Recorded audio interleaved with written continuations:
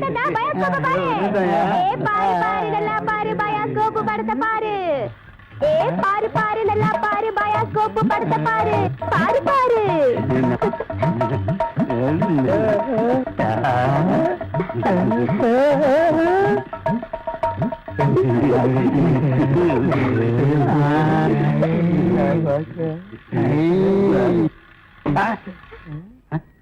என்ன பாக்குற?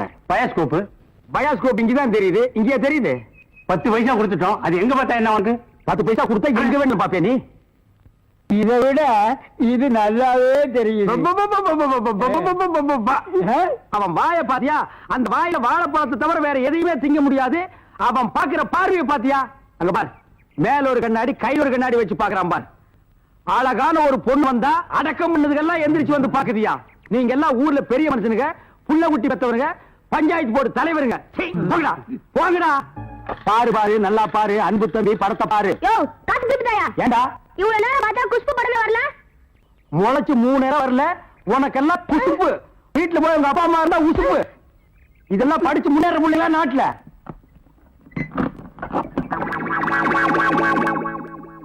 தேங்காய் மாங்காய் பட்டாணி சுண்டல் ஆயார சாப்பிடலாம். வகுத்துக்கு நல்லது. கண்ணால பக்கறதா கணக்கு எழுதி. தேங்காய் மாங்காய் பட்டாணி சுண்டல்.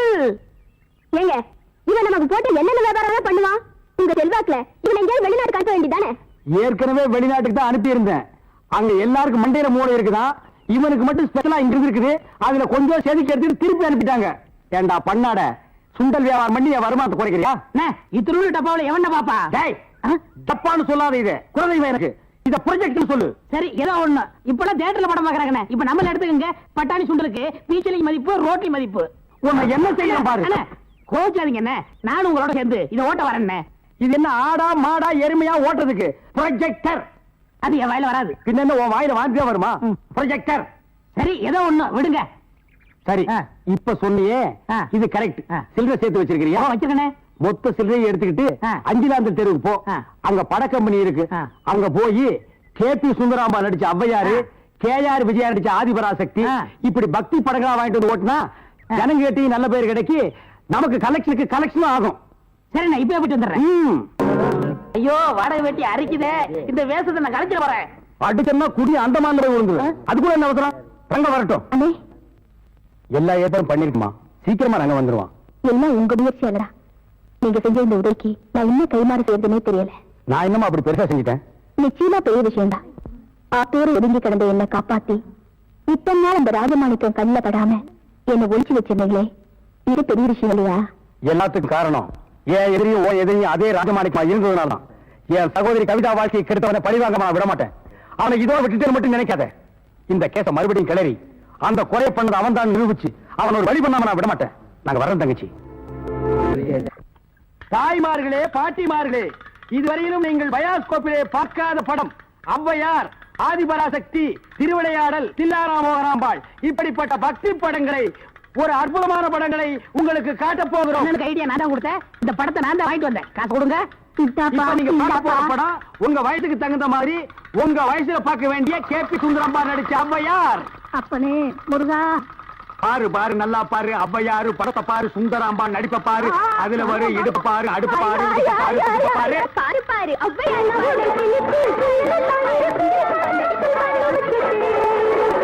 கண்டேனடி காஷ்மீர் ரோஜா, கண்டேனடி காபூல் ராஜா, ஏன்பா நாங்க கேபி சுந்தராம்பா நடித்த ஔவையார் படமா? ஆமா பாட்டி, கேபி சுந்தரம்பா நடிச்ச ஔவையாரு. ஞான பார்த்த புரிஞ்சு எடுத்துட்டு வரும்போது நல்லா இருக்கு. எல்லாம் நடிப்பு இது.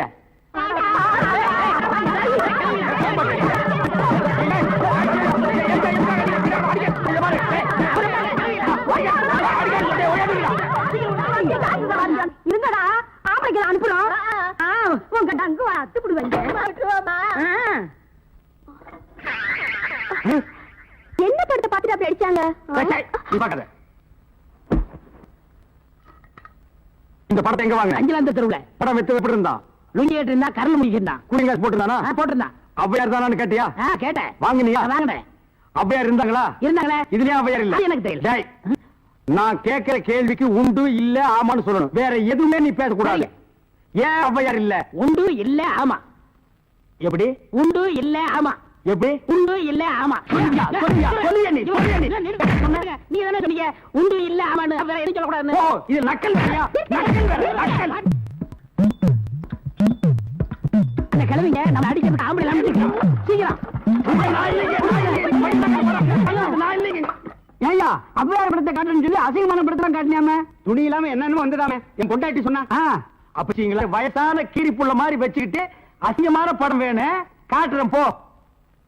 என்னடா கதை மாறுது? ரேட் ஏத்துங்க. ஏத்துற எல்லாம் வரிசையா நின்னு படம் பாருங்க. அட காசு குடிங்க. ஒவ்வொருத்தராவயா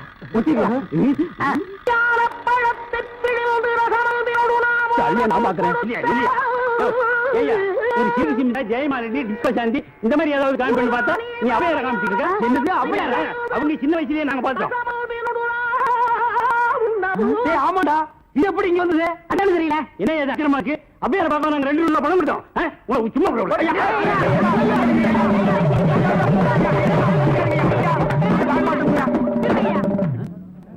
பாரியா இத வச்சுக்கிட்டாங்க ஊர் ஏமாத்தி பழம் சம்பாதிச்ச இவன் எப்படி சம்பாதிக்கிற எப்படி வாழ்றது பாக்கலையா? எல்லாம் ஒன்னால வர்றது.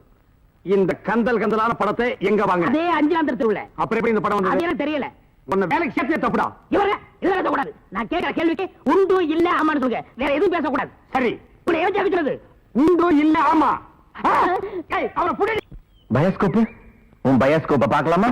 என்னய்யா? டேய் என்ன பயோஸ்கோப் அங்க காட்ட சொல்ற? பயோஸ்கோப் என்கிட்ட இருக்குது காட்டுறேன் பாக்குறியா? சுத்து வட்டார கிராமத்துக்கெல்லாம் பயோஸ்கோப் காமிக்கிற, எங்க கிராமத்துக்கு காமிக்க கூடாதா? அது ஊரா இருந்தா தாண்டா காட்டலாம்.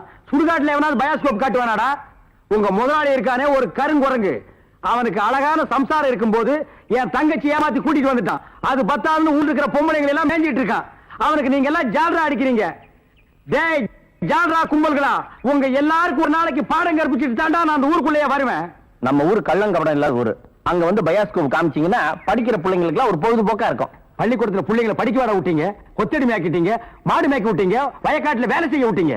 எங்களுக்கு ஒண்ணு புத்திமதி சொல்ல வேணாம். பயோஸ்கோப் காட்டுறாந்தா எங்க ஊருக்குள்ள வாங்க.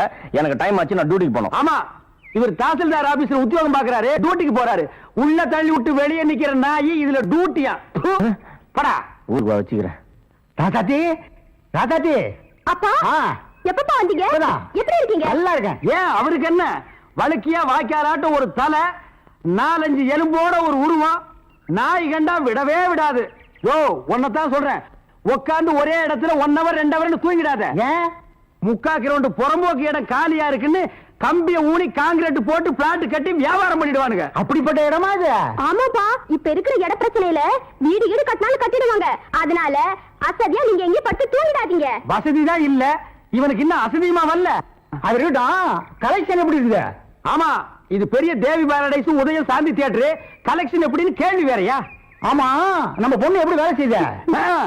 நான் பெரிய எக்ஸ்போர்ட் கம்பெனி நடத்துறேன், அதுல உன் பொண்ணு வேலை செய்யறா. கலெக்ஷன் கொட்டுது. அதை அள்ளிட்டு போலான்னு வந்தியா? நானே 10 பைசா பிச்சை எடுக்க கூடாதுன்னு இந்த பயோஸ்கோப் காட்டி சம்பாதிக்கிறேன். 10 பைசாவுக்கு என் பொண்ணு நிக்க வச்சுட்டு இருக்கிறேன். நான் கூட்டு போறேன். ஆமா பெரியவரே சொன்னா கேளியா, கெடுத்துடாதே காரியத்தை. இப்ப எல்லாம் நாட்டுல பொம்பளை இல்லன்னா எந்த நடக்க மாட்டேங்குதியா? சீப்பு விக்கிறனாலும் பொம்பளை, சோப்பு விக்கிறனாலும் பொம்பளை.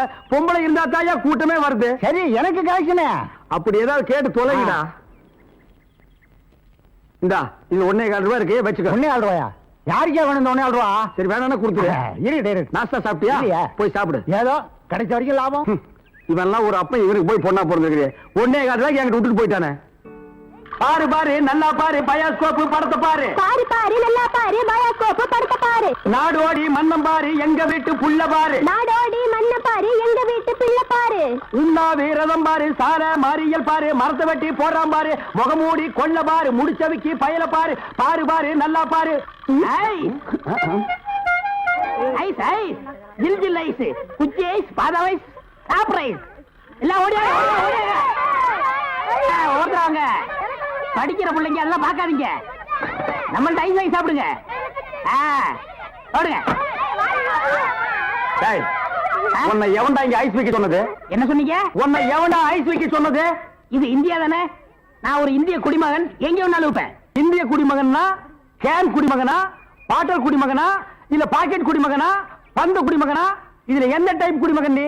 நான் நல்ல குடிமகன். நல்ல குடிமகன்னா ஒரு நாள் ஃபுல்லா உட்கார்ந்து குடிச்சிட்டே இருக்கணும்னா? டேய், நான் மட்டும் என்ன ஜெர்மன் குடிமகனா? நானும் இந்திய குடிமகன் தான்டா. நாயே, இங்க பாருங்க, தெரு நாயின் மட்டும் சொல்லாதீங்க. சரிடா, சாரி நாயே. என்னடா பண்ணுவேன்? நான் ஒண்ணும் பண்ண மாட்டேன். நீங்க இந்த டப்பால சினிமா கட்டாய். இத டப்பான்னு சொல்லாத, ப்ரொஜெக்டர். சினிமா தேட்டர்ல ஓட்டுறதுங்க, இது டப்பாங்க.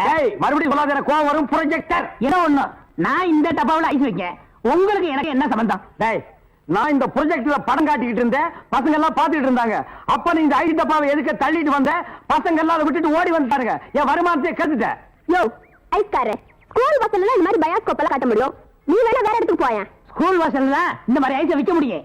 ஐஸ் தின்னா சின்ன பசங்களுக்கு ஜுரம் வரும், அப்புறம் படிப்பு கெட்டு போயிரும்டா. இந்த டப்பாவுல படம் பார்த்தா தான் கண்ணு போய் குருடு மாதிரி அலைவாங்க. சே சே சே நாயே, இந்த பயாஸ்கோப்ல சின்ன புள்ளையில படம் பார்த்தவங்க தான்டா இன்னைக்கு மெட்ராஸுக்கு போய் பெரிய பெரிய டைரக்டர் ஆயிருக்காங்க. சின்ன பிள்ளைல என்கிட்ட ஐஸ் வாங்கிட்டு தான் பெரிய பெரிய நடிகர் ஆயிருக்காங்க. பதிலுக்கு பதில் பேசுறான் பாரு. டேய், இந்த டப்பாவுல ஐஸ் வாங்கி தின்ன பெரிய நடிகர் யாரா? இந்த டப்பாவுல படம் பார்த்த டைரக்டர் யாராரு? எங்க போனாலும் எனக்கு இப்படி ஒரு இடைஞ்சல் வந்து மாட்டிக்குது. டேய், எனக்கு கேவலமா பேசாதடா. நானும் ஒரு பெரிய பையன் தான்டா. டூரிங் டாக்ஸி நடத்திட்டு இருந்தேன். தியேட்டர் லாஸ் ஆகி இப்படி தூக்கிட்டு தெரு தெருவா பயாஸ்கோப் காட்டுற நிலைமைக்கு ஆளாயிட்டேன்டா. ஏன் தியேட்டர் வச்சீங்க? அது ஒரு பெரிய கதை. பெரிய பணக்காரன் ஆகலாம்னு ஆசைப்பட்டு தமிழ்நாடு பூரா ரிலீஸ்க்கு ஒரு படத்தை வாங்கினேன். படத்து பேரு பொட்டி நிறைய பணம். அண்ணே, என்ன தெரியுதா? யாருப்பா நீ? நல்லா பாருங்க. நல்லா தான் பார்த்தேன், யாருன்னு தெரியல. யாருப்பா நீ? நான் தானே அந்த படத்தை எடுத்த முதலாளி. என்னது, பொட்டி நிறைய பணம்னு படம் எடுத்தவன் நீயா? அப்ப பொட்டி நிறைய பணம், இப்ப பொட்டி நிறைய ஐசா. என்ன இந்த நிலைமைக்கு ஆளாக்குறது நீதான். இத புடிங்க.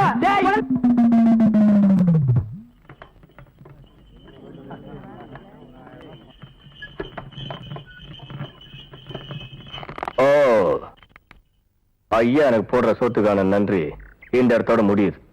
முதலாளிக்கு நீ காட்ட வேண்டிய நன்றி இங்க இருந்து ஆரம்பிக்கும்.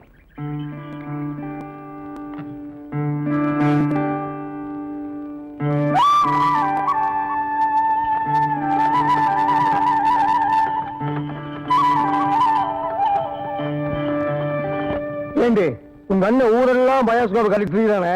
எனக்கு எவ்வளவு கேவலமா இருக்கு. இங்க வந்துருக்கலாமல்லடி. நம்ம ஊர்ல ஒத்த மாட்டு வண்டி ஓட்டுறதுக்கு சிரமப்படுறாங்க. அது எப்படி நீங்க அனாவசியமா ரெட்டை மாட்டு வண்டி ஓட்டுறீங்க? அந்த சாமர்த்தியம் எல்லாம் பிடிக்கிற சாட்ட கம்பளம் இருக்குது. வாமா வெண்ணக்கார வேணி, வெயில சுத்தி நீயா உருகிட்ட. அம்மா வெண்ண கொண்டு சொன்னாங்க. கொண்டாடி, சுத்தமானது தானே?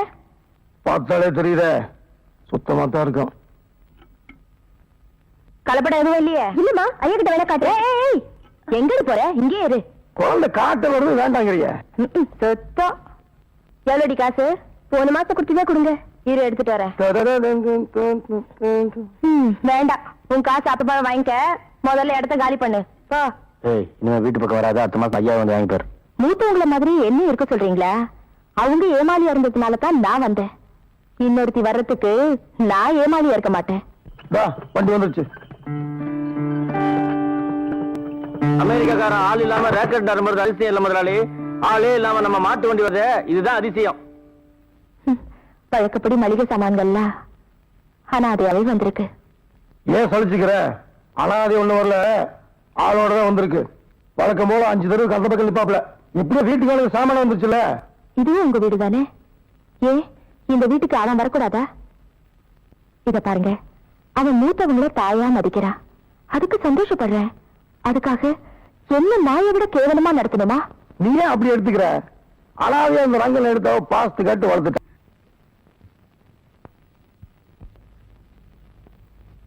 இதுவரை விசாரித்த சாட்சியங்களின்படியும் இது நாள் வரை நடந்த விசாரணைகளின் போது குற்றவாளியாக இருக்கும் ரங்கன் எந்த வார்த்தையும் பேசாமல் மௌனமாக இருப்பதையும் பார்க்கும்போது அவன்தான் ராஜமாணிக்கத்தின் 2வது மனைவி கவிதாவை அடித்துக் கொன்றான் என்பதும், ராஜமாணிக்கத்தின் ஆதரவில் தங்கியிருந்த யமுனா என்ற பெண்ணை ஆற்றில் தள்ளி கொன்றான் என்றும் தெளிவாகிறது. ஆகவே இந்திய குற்றவியல் சட்டப்படி குற்றவாளிக்கு உயர்ந்தபட்ச தண்டனையாக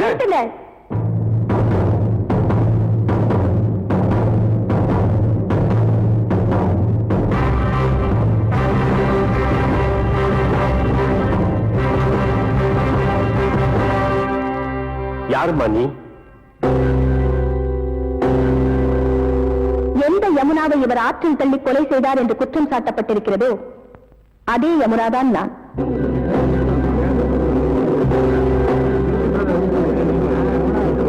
ஆர்டர் ஆர்டர் ஆர்டர். கொலை செய்யப்பட்டதாக கூறப்பட்ட யமுனா இந்த பெண் தானா?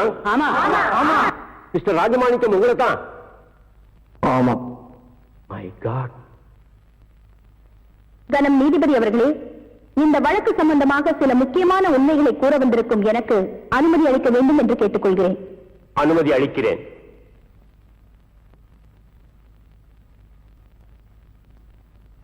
இந்த வழக்கு சம்பந்தமா விசாரிச்ச சாட்சியங்கள் படி இவன் என்ன ஆத்துல தள்ளி கொன்னது உண்மைன்னா நான் உயிரோடு வந்து உங்க முன்னால நிக்கிறது எப்படி சாத்தியமாகும்? அப்படியானோ? இதெல்லாம் வேணே இவரை பழி வாங்குறதுக்காக எதிரிகளால உருவாக்கப்பட்ட கதை. அது மட்டும் இல்ல, என்ன எப்படி இவர் கொலை செய்யலையோ அதே போல ராஜமாணிக்கத்தோட 2வது மனைவி கவிதாமாவையும் இவர் கொலை செய்யல. அதை எந்த ஆதாரத்தோடு சொல்லுகிறாய்? அவர் கொலை செய்ததா சொல்ற அந்த நேரத்துல அவர் அந்த இடத்துலயே இல்ல. வேறு எங்க இருந்தார்? மடமேடையில. அன்னைக்குதான் எங்க 2 பேருக்கும் திருமணம் நடந்துச்சு.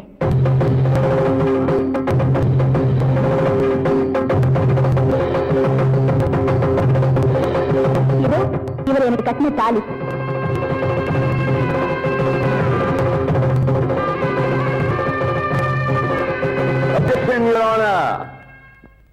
நடந்ததாக சொல்லப்படும் திருமணத்திற்கு சாட்சியங்கள் இதோ எங்க கல்யாணத்தை முன்னணியில் நடத்தி வச்ச மெய்சாமி கவுண்டர்,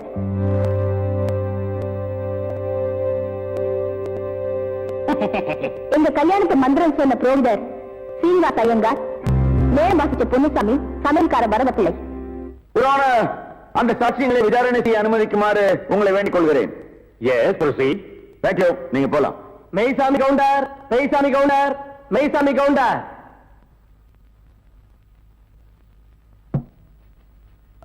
நீதான் மெய்சாமி கவுண்டரா?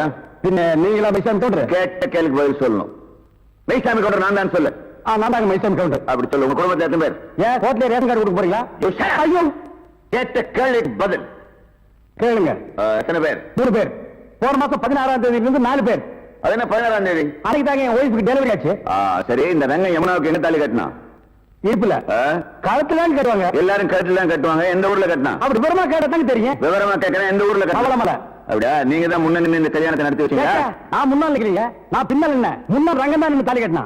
அப்படியா? நீங்க போலாம். நல்ல யோசனை முடிச்சிருக்க. மறுபடியும் கூப்பிட்டா பண்ணியாச்சு. நீங்க போங்க. போலாமா? அப்ப நீங்க ஹலோ சீனிவாச ஐயங்கார், சீனிவாச ஐயங்கார், சீனிவாச ஐயங்கார்.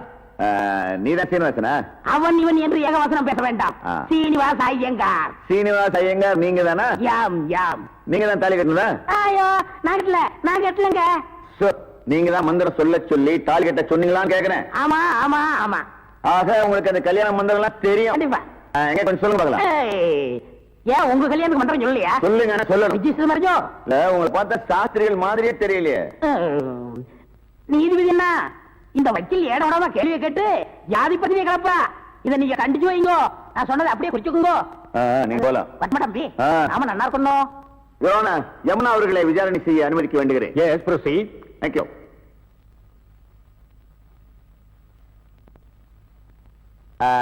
கல்யாணம் நடந்ததா சொன்னீங்க, முதல் இரவு நடந்ததா? நடந்தது. விடிய விடியவா? ஏன் வெடிஞ்சு எப்ப நடந்தா என்ன பண்ணுவேன்? தலையை பத்தீங்களா? தலையை பாக்குற மாதிரியா வச்சிருக்கான்? செவத்துக்கு சுண்ணாம்பு அடிச்ச மாதிரி. பெண்ணோட பெருமையை உராதர் இந்த வக்கீல் நினைக்கிறேன். இந்த கேஸ நம்ம தோத்து போயிடுவோங்கிற பயத்தை அநாகரிகமான கேள்விகளை கேட்டு பெண் இனத்தையே அசிங்கப்படுத்துறாரு. வழக்கறிஞர் கேட்க திறந்த கேள்விகளை மட்டுமே கேட்க வேண்டும் என்று கோர்ட்டு உத்தரவிடுகிறது. Judgement reserve.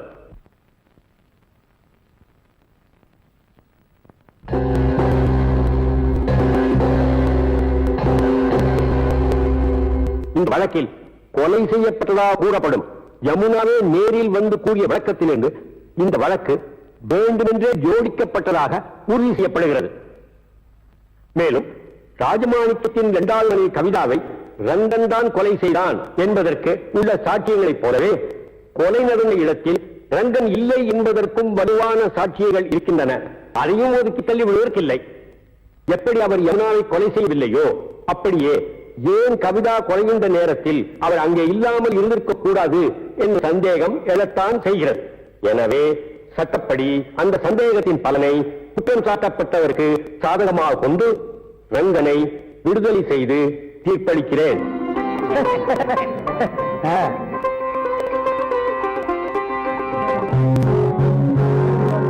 மேலும் இந்த வழக்கில் உண்மை குற்றவாளியை கண்டுபிடிக்க வேண்டும் என்று காவல்துறைக்கு உத்தரவிடுகிறேன்.